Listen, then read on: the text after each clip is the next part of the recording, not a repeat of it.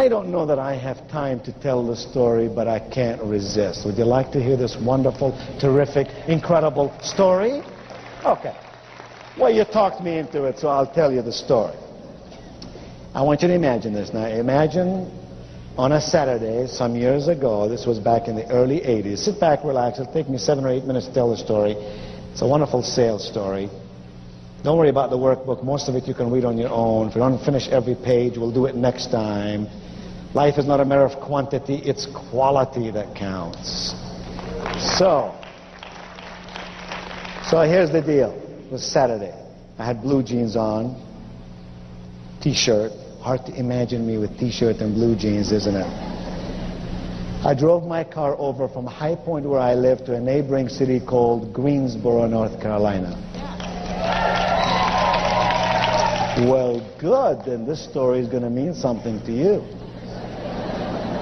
I drove into a place called Pickard Imports, a car dealership that sells Mercedes and Volvos. I got out of my car, walked into the showroom. There were 7 salespeople there, all standing by the wall. Nobody bothered to talk to me except this one young salesperson. I could see all the other salespeople thinking to themselves, this young guy can't really figure out a good customer. He's obviously new. He's obviously inexperienced. And they were watching his activity. He came over to me and he said, hello, sir. How may I serve you today? I liked him already because most people say, can I help you? No, do I look like I need help? No, I don't need help, but serving, maybe I need something. I said, oh, well, I'm just looking around. He said, sir, let me just ask you a question. He said, sir, what model Mercedes do you own now?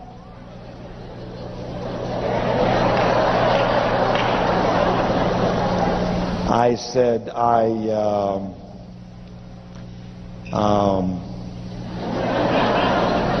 ain't got one.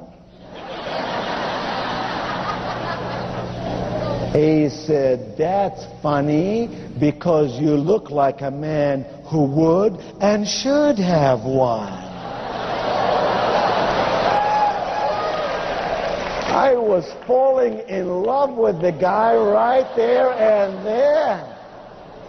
He took 27 minutes to show me every model on the floor, let me kick all the tires I wanted to kick, showed me a 7-minute video, told me why a Mercedes is a car of style. It's not ostentatious like maybe a Rolls Royce might be in the city in which I live, how Mercedes would last forever, how Mercedes would be a great write-off. In 83, 84, we could ride over 7 years and then get another one. And at the end I said, I thank you very much, and I began to leave. He looked at me with pad in one hand and pen in the other and said, sir, may I have your name, please? Wow. A guy with a pad and pen is expecting some stuff. You better give him the stuff. I said, sure, my name is Wayne.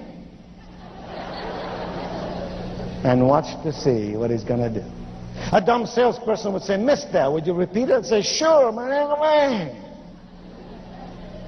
A smart salesperson would say, what? Would you spell it for me, please? I said, sure. I couldn't have said, yeah, it's Q-U-B-E. He would then know that I am a foreigner, right? No. So I said, sure, it's Q-U-B as in boy, E-I.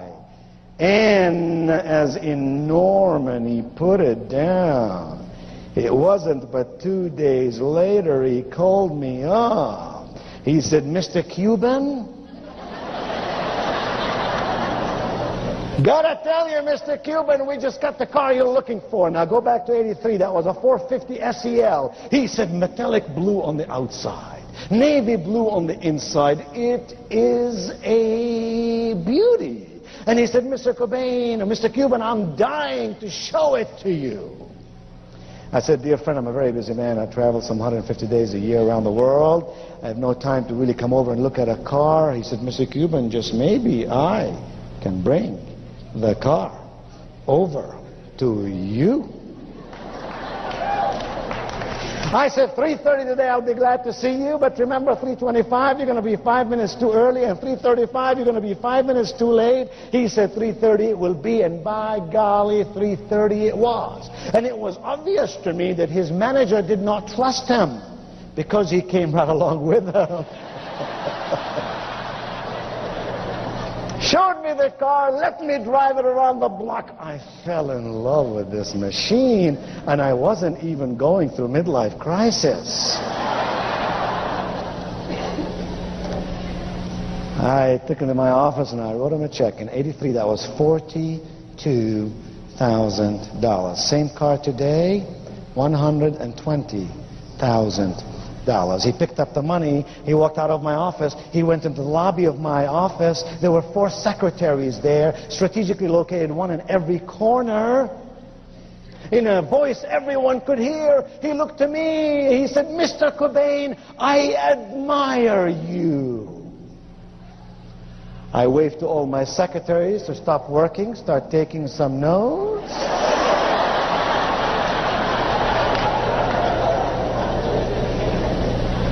I said, "Really? Why? I got time."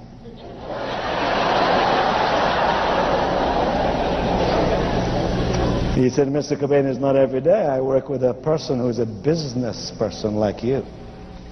I know what you did today. You did not spend your money. You invested your money in something very worthwhile. I know what you're going to do. You're going to drive that car around. You're going to feel safe. That's number 1. You're going to feel good. That's number 2. You're going to live in style. That's number 3. Oh, Mr. Cobain, I know. You're going to put this car on business. You will depreciate this car over 7 years. Oh," he said, "what America needs are more refugees like you."